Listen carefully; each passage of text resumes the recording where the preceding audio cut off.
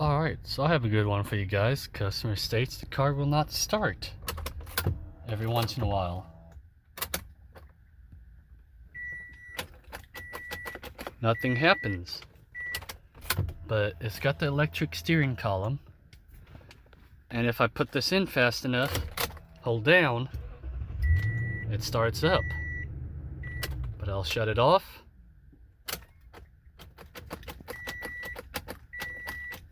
Nothing. I'll let this go all the way down. Stick key in, turn, hold, and it starts. Shut it off. Nothing. I'll let this go all the way down. I'll quickly stick it in, turn, hold, nothing. Now it starts up. I'll do it another time. So I didn't take the key out, so the steering column's still out.